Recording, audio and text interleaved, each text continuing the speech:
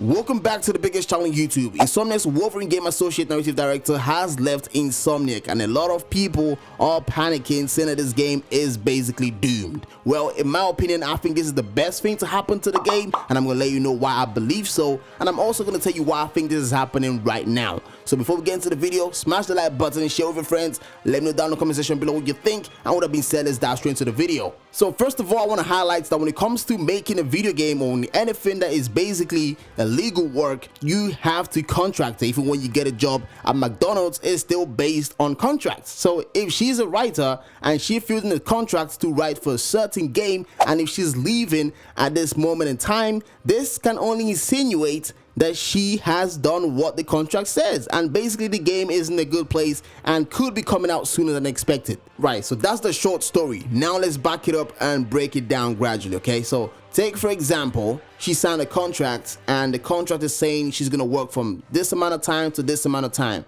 Marvel's Wolverine was revealed the first time back in 2021, and it's been 3 years now, and we've not had any official news from Insomniac Games. So she's had 3 years to direct the story of the game, and you have to first understand that when it comes to making video games, the story go down first before anything else, because from the story you can then build up the character to fit in how you want it to play in the game. So by thinking with this logic, I would say the game is basically done story wise, and the director has done all she has to do for the game to flourish. Okay, so the contracts must have stated you have this amount of time to this amount of time to produce a certain hours of work or content towards the game that we're building, and contracts can differ from one person to another based on your experience. So let's use Insomniac for example. So Insomniac's on the PlayStation, they signed a contract to give certain amount of games within certain amount of times, and they can't leave and they can't just abandon the contract to go make a different game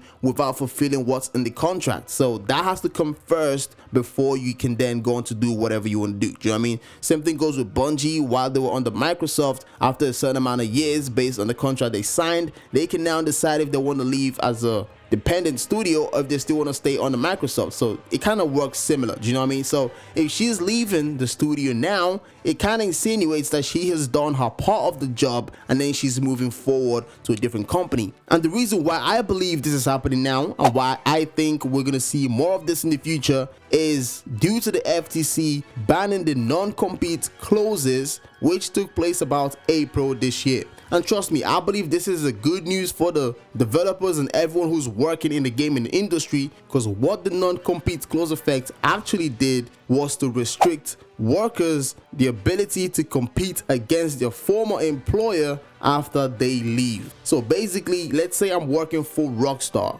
on the new Grand Theft Auto game, and I want to leave Rockstar to go work for Ubisoft on the Watch Dogs game. So to break it down simple, is basically taking precautions and making sure that the employees do not take important information from one company to the other. So basically, I can't just go on to start working for Ubisoft right after working for Rockstar, because obviously they want to give my employer a time for them to maybe release the game and, you know, perhaps make some minor changes here and there, so that I can't just take everything I've learned so far from the latest Grand Theft Auto game and just give it to Ubisoft and for them to implement it in their own Watch Dogs game, if you get what I mean. So where's the problem, you might ask? So this makes it much difficult for the employee, in this case the developer or the narrative director or the writer, to start up the new job, because they're going to be stuck in the limbo in between the new job and the old job. So they can't start the new one because they have to wait for the protection,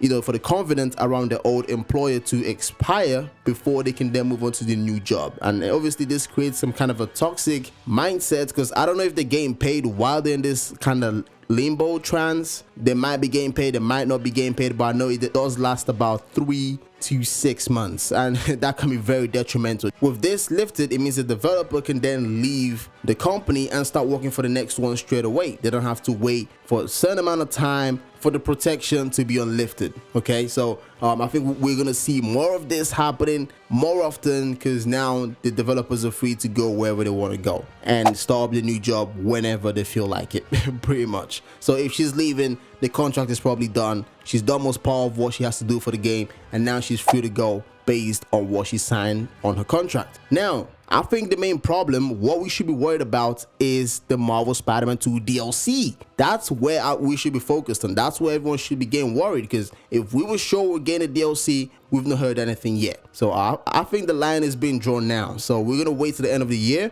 I think that's when, if Insomniac is going to show something, that's the window right there. And obviously, let me know down in the comment section below what you think. Are you excited for Marvel's Wolverine? I think this game is in good hands, because obviously, about a few weeks ago, Insomniac did state saying that they have all hands on deck on Marvel's Wolverine. So I believe the studio is working really hard to make sure this game is coming out. And yeah, so I can't be more excited. Do you know what I mean? But anyways, thanks for watching the video. It's my pleasure having you guys here today. And with that being said, I'm going to catch you guys in my next one. And don't forget to like, subscribe, and share with your friends. Skadoosh.